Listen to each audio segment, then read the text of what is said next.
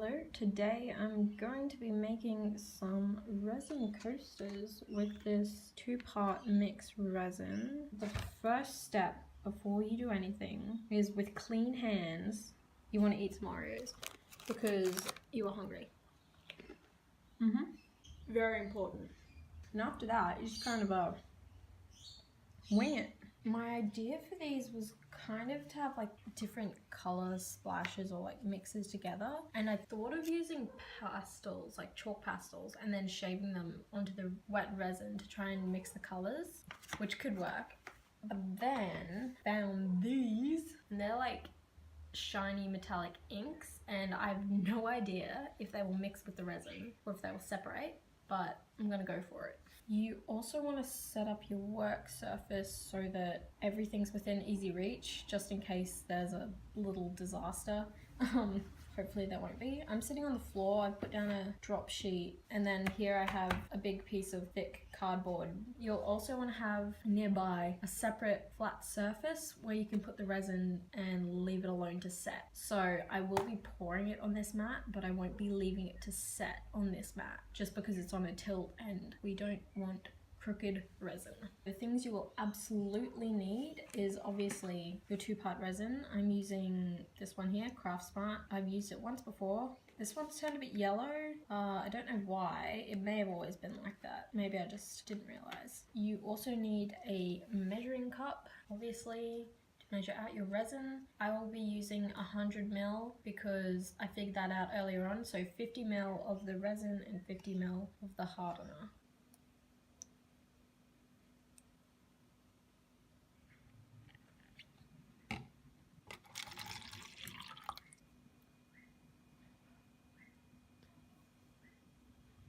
Obviously need a mold. I got this one from Lifeline. I think it was a baby food bowl. It cost me $1. It's plastic, hard plastic. I'm hoping it will set shiny in this. You also need something to mix the resin with. I didn't have any paddle pop sticks, so I'm just using these weird things. Safety gloves are very good. I did not use them last time and I got resin all over my hands. Came off eventually, but this is just better. Cleanup equipment like paper towels. Also need something to cover your face. I'm using a bandana so I don't breathe in the fumes. I'm also in a room with every single window open, so lots of ventilation is good. Some spare measuring cups in case, and anything that you want to actually put in your resin, which for me is these inks, and I really hope they work. Turns out I lie, I actually do have paddle pop sticks. That is good because they are better for mixing resin. If my voice sounds muffled at all, it's going to be because I'll have a bandana tied over my face. Now, I've made sure to clean this cup. There is no dust in it, and also my mold is completely clean. Time to pour.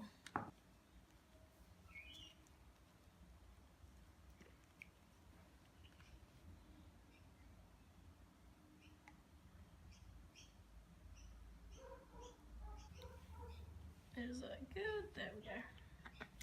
Is part one. That is 50 ml of resin. This get up to the 100 mark. Ooh, that is a lot. That was 50 ml of hardener. As you can see, I have 100 ml, and now I have to stir it for 2 minutes. And they say stir it slowly to not get bubbles.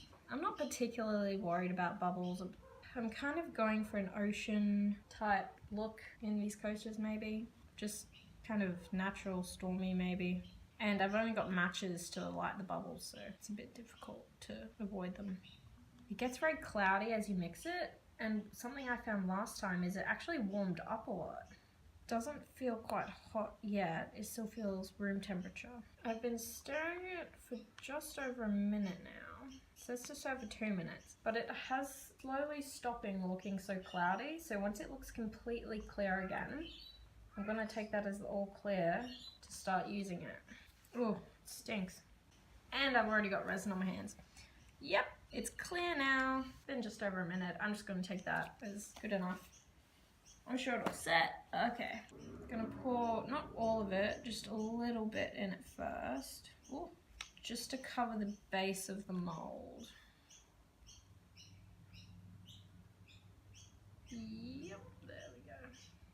I would like to leave that set for a minute. Probably not the greatest idea, but I'm going to do it anyway. So I'm going to sit it over here where it's nice and flat. And I'm going to pour this into some separate cups. These cups are not as clean, but you know what? They're all I've got. And here. This is completely improvised. I was just going to do it all in the mold. Then I was like, wait, I have separate cups. Okay. And then I'll leave some in this stirring cup because it's already ruined, isn't it? Now for the colour. Please work, please work. Probably getting resin all over the cap of this ink. Sorry, Mum. Okay. I'm gonna add a drop. Ooh, okay. I'm gonna add a lot actually. I have to work really quickly. Yes! That is so beautiful. Oh, that is lovely. Add some into here. Nice.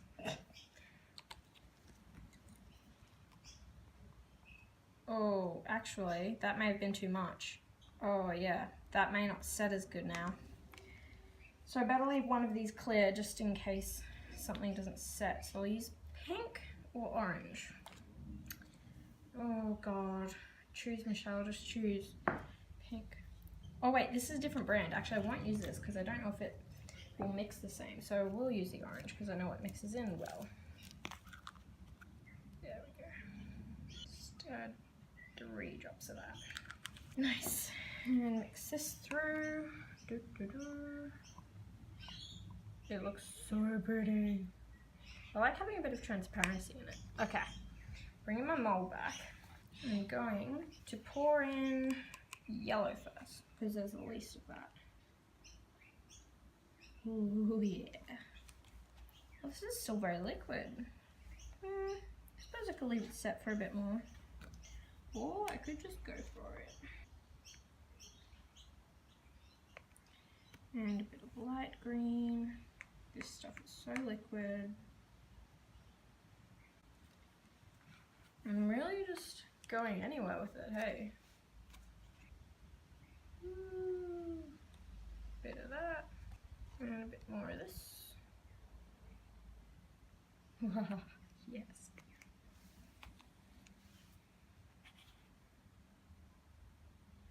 Oh. Sound effects are helpful. And a bit more of this, just gently. Don't want to disturb it all too much, you know? Really hope this stuff sets into the resin.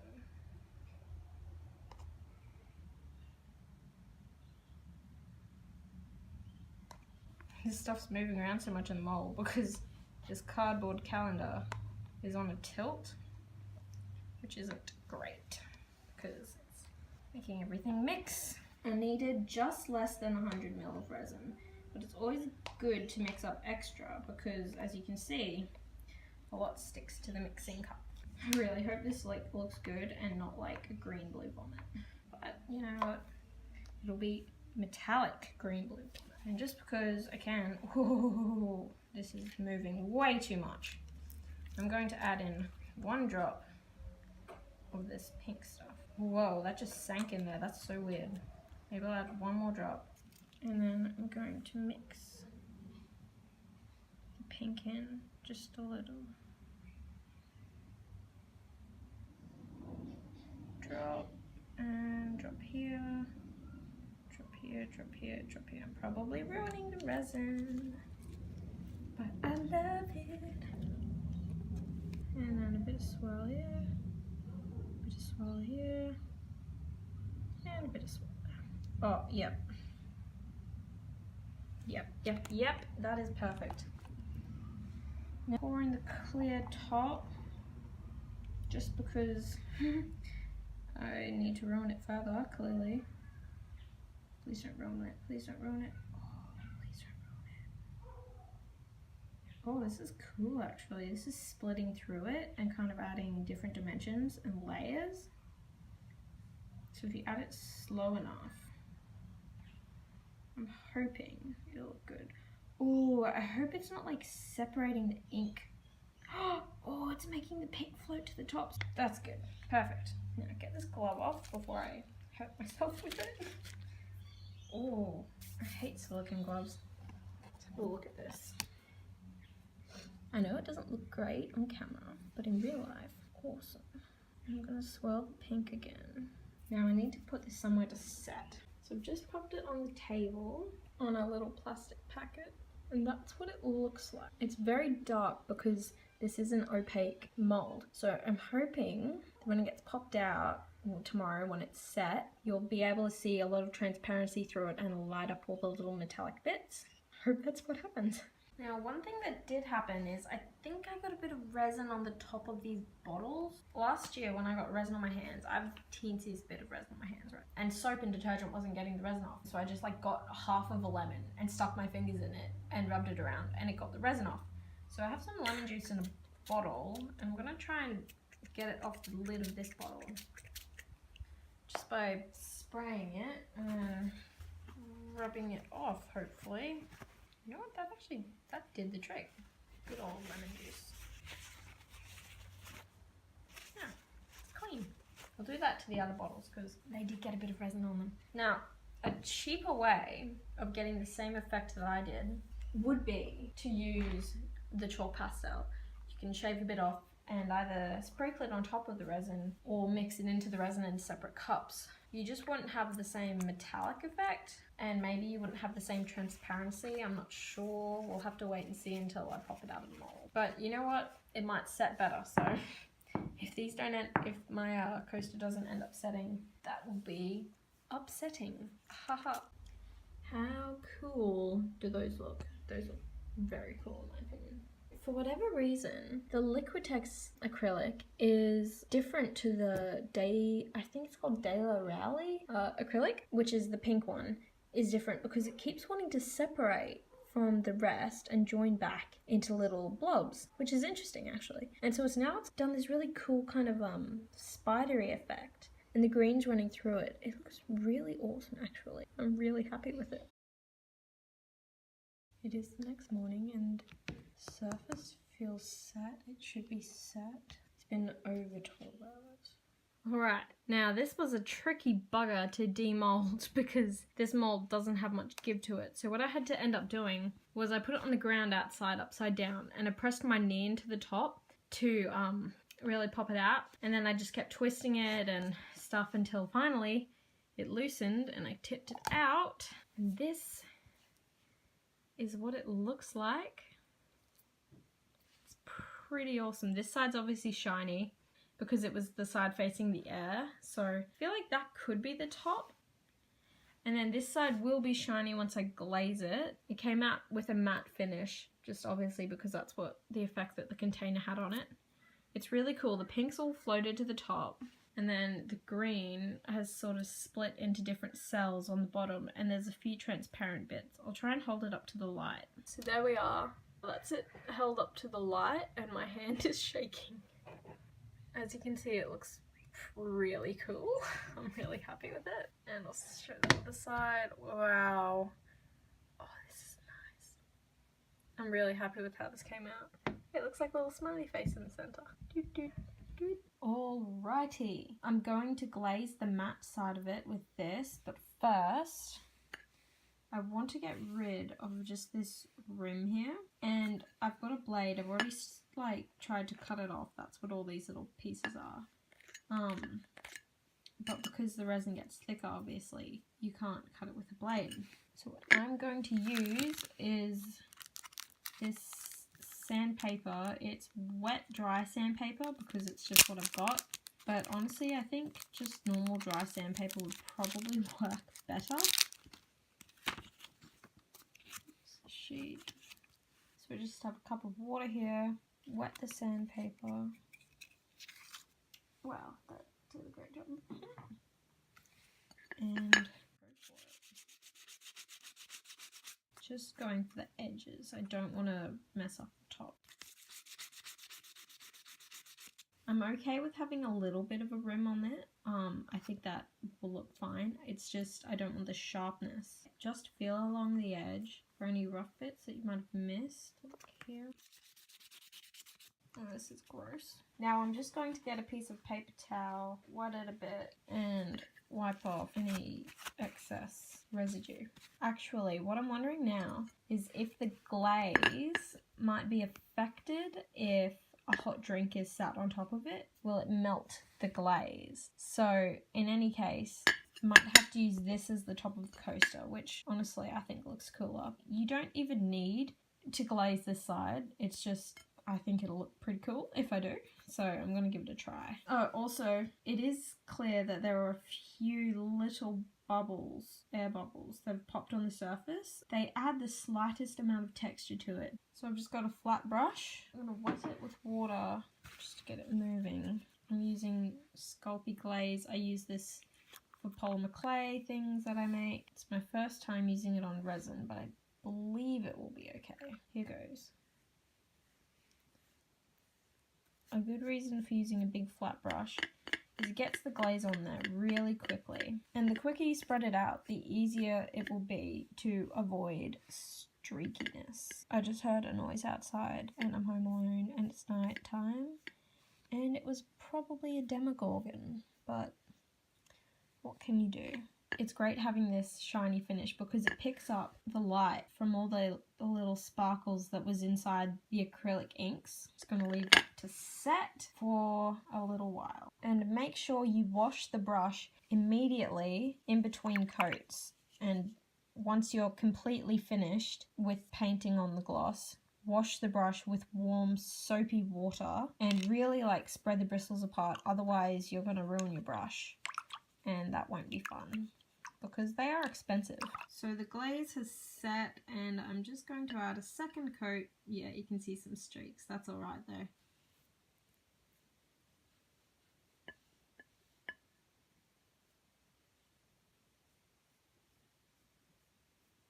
Have a bit of excess. You can just scrape that back into the glaze bottle if you're quick enough.